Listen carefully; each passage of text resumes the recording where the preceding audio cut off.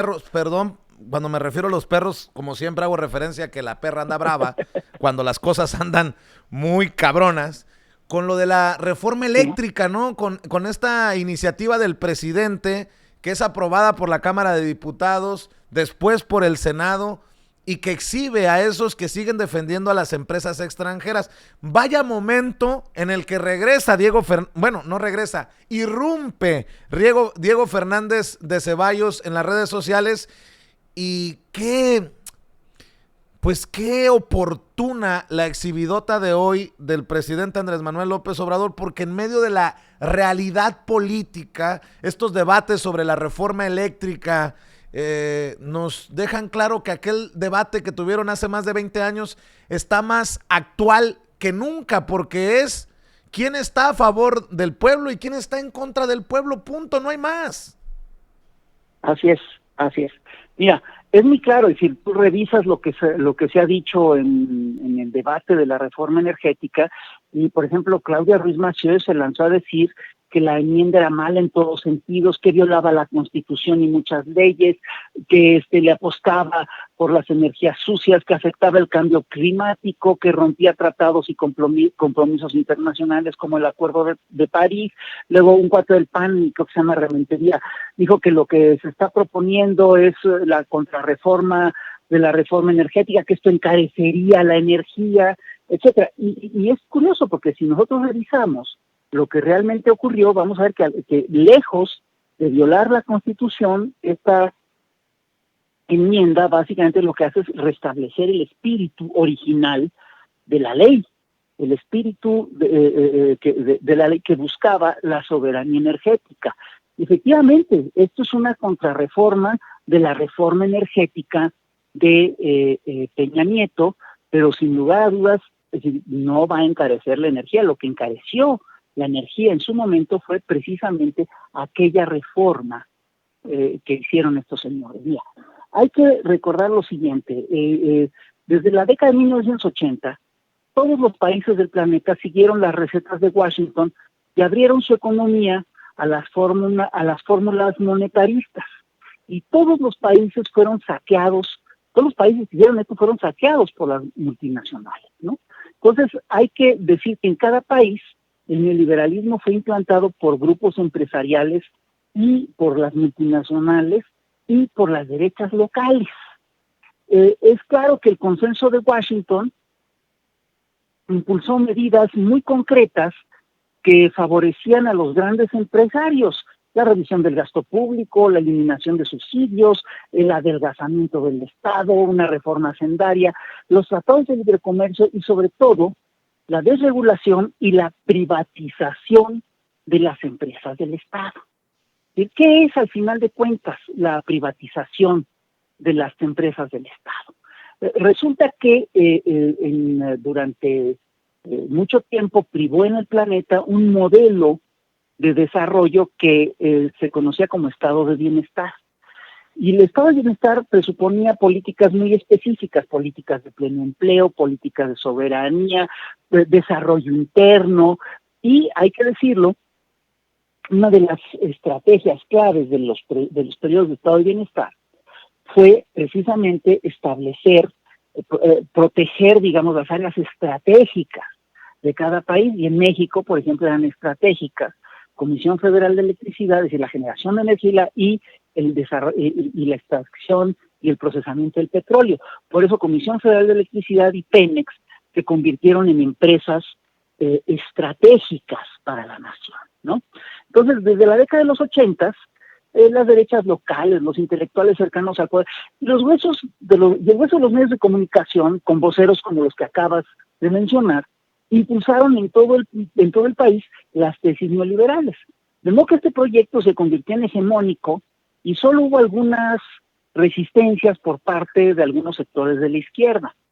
Si tú revisas la historia de las últimas décadas, verás que uno tras otro, los gobiernos de Miguel de la Madrid, Carlos Salinas de Gortari, Ernesto Zedillo, Vicente Fox, Felipe Calderón y Enrique Peña Nieto, mantuvieron las políticas neoliberales y con estas políticas neoliberales hicieron trizas la industria nacional, lesionaron los intereses de los mexicanos y lesionaron, entre otras cosas, al Estado y a la nación mexicana. En México, la continuidad neoliberal fue implacable.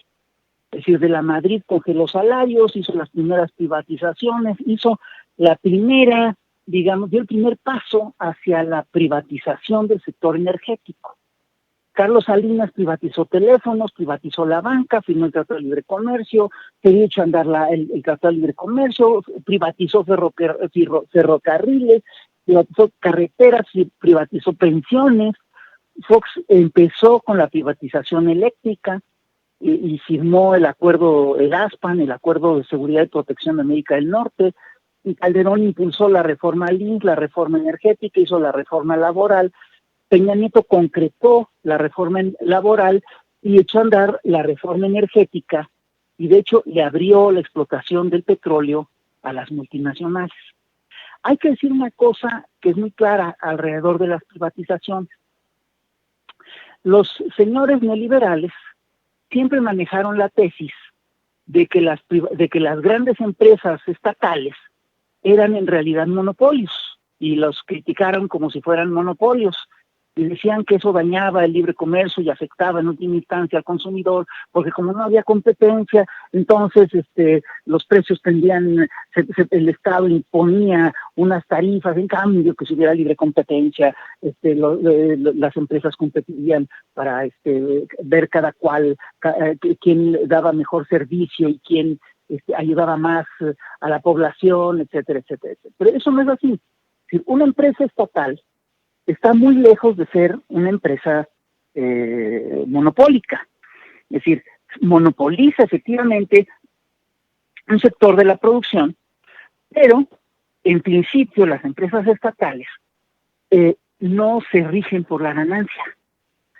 La lógica que las maneja es el hecho de que se trata de empresas digamos, estratégicas para el Estado, y en principio lo que buscan hacer es proteger y defender a la nación, al Estado.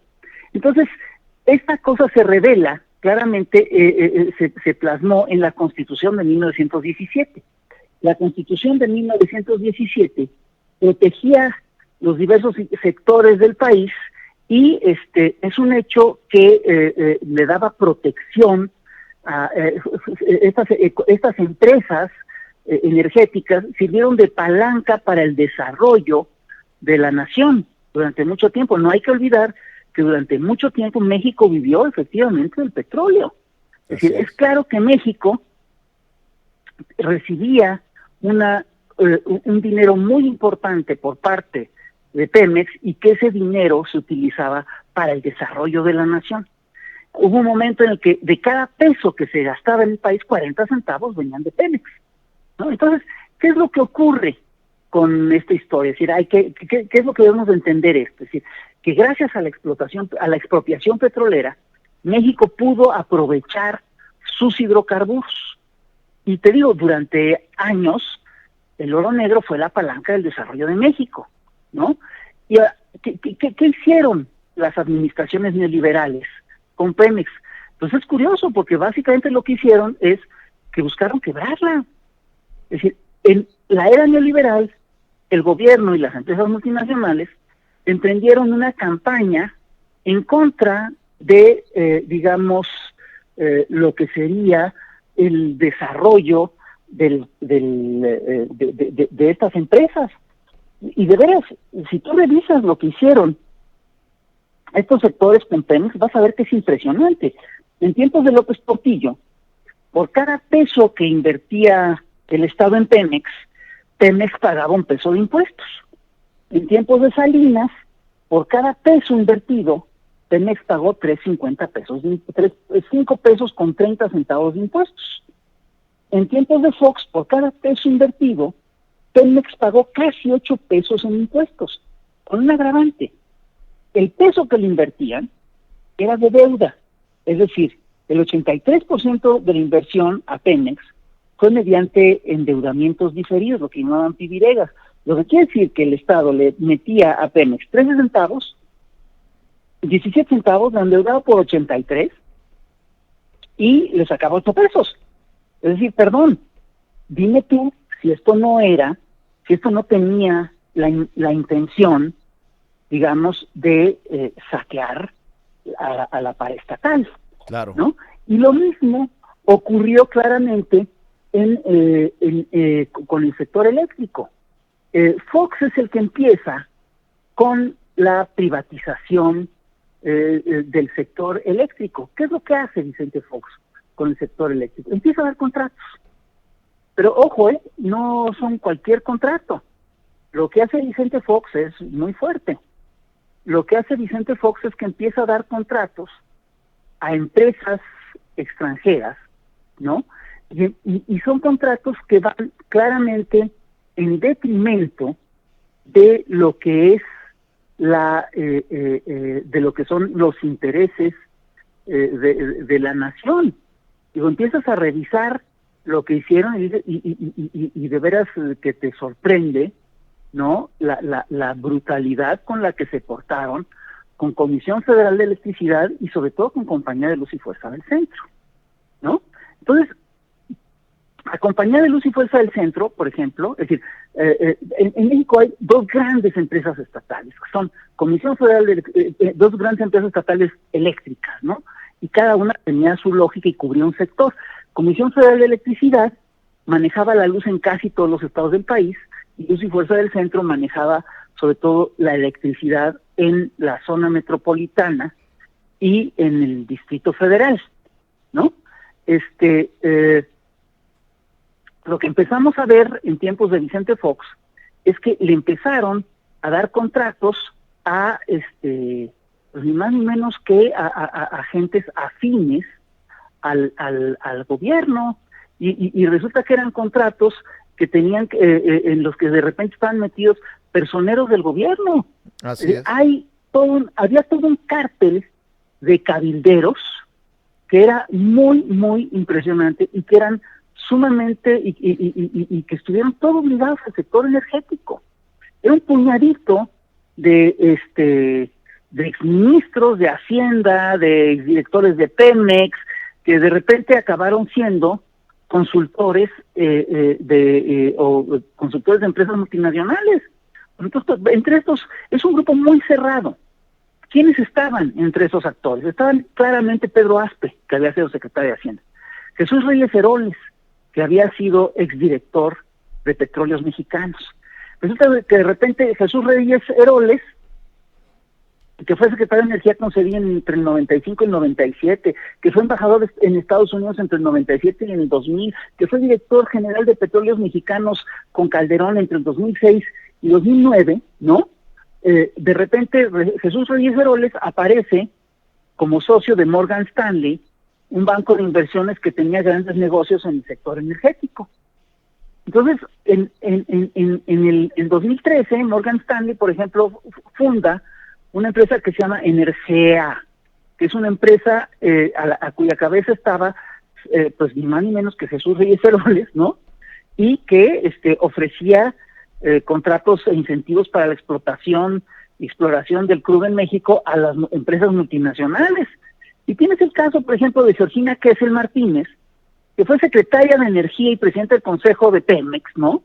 Durante el gobierno de Calderón, y resulta que durante su gestión se le adjudicaron a la empresa española Iberdrola contratos importantísimos como productor independiente de energía por más de 1 millón de euros. ¿Y qué fue de Georgina Kessel? Bueno, pues nada, que Georgina Kessel al ratito apareció como miembro del Consejo de Iberdrola. ¿Será que la señora es un genio eléctrico y maneja maravillosamente todas las cosas? No. Eres muy mal pensado, Rafael. Eres muy mal pensado. Por los servicios rendidos, perdón. Eres muy mal pensado, igual que yo, te digo. Y fíjate que en este caso están también Pedro Aspe Armella y Emilio Lozoya Austin. Y estaba también Juan José Suárez Coppel y estaba también Adrián Lachus Vargas. Entonces, últimamente, en estos días, hemos estado viendo, tú lo viste, ¿no? Ayer, si mal no recuerdo, en la mañana o antier, salió el contrato que se tenía con la empresa Braskem Idesa, que es filial de la brasileña Odebrecht, ¿no? Y resulta que era un contrato en el que México perdía de manera sistemática 13.749 millones de pesos. Es una brutalidad. Era un contrato a 20 años, ¿no? Que obligaba a Pemex a suministrar de manera obligatoria 66,000 barriles diarios, ¿no? Con pérdida siempre para México. Digo, ahora, mira, si detrás de esta empresa, si no tuviéramos la leve sospecha de que detrás de esta empresa estaba Odebrecht, que fue la empresa que dio sobornos, que según declaraciones del propio Lozoya, dio sobornos para que se aprobara la reforma energética de Enrique Peña Nieto, pues no tendríamos por qué ser tan mal pensados como tú dices. Pero resulta que Odebrecht está detrás de eso, y está clarísimo, ¿no? Y resulta que quien firmó ese contrato pues fue Felipe Calderón. Bueno, quien estuvo detrás de ese contrato no es que lo haya firmado, pero quien estuvo detrás de ese contrato, Felipe Calderón, y que Peña Nieto lo dejó pasar, ¿no? Entonces estamos hablando realmente de un saqueo sistemático a la nación. Se las ingeniaron después de décadas para que México, para que la riqueza energética de México, ¿sí?, se convirtiera realmente en un pasivo para el país, ¿no? Y eso pues sí está muy feo, ¿no? Entonces, es curioso porque si tú empiezas a revisar, esto es en relación al tema de Pemex, si empiezas a revisar lo que ocurre con el tema de la energía eléctrica, te vas a dar cuenta que es una cosa también muy grave lo que hicieron, ¿no? Es decir, claro. Por ejemplo, Luz y Fuerza del Centro la cierran porque dice que tenía pérdidas por 40,000 millones de pesos. Sí las tenía, pero una pérdida pero una pérdida de la empresa, no del país. Es decir, el gobierno subsidiaba a Luz y Fuerza con 40 millones, Luz y Fuerza le pagaba esos 40 millones a Comisión Federal de Electricidad, Comisión Federal se lo daba al gobierno, y el gobierno se lo regresaba a Luz y Fuerza del Centro. Era una pérdida meramente contable, pero sirvió, entre otras cosas, para privatizar el sector, ¿no? Entonces, si tú revisas, lo que han hecho fue brutal. En unos cuantos años, el gobierno federal otorgó 772 permisos especiales a particulares para que pudieran generar energía eléctrica. A esos permisos, hay que decirlo, fueron otorgados de manera anticonstitucional. La reforma de Peña sirvió supuestamente para legalizarlos. Entonces, al punto, el tema es que todavía hoy, México le compra casi el 50% de la electricidad a empresas privadas extranjeras. Así es. Iberdrola, Unión Fenosa, Enron, en fin, sí. Definitivamente. Oye, y después de este análisis que estás haciendo,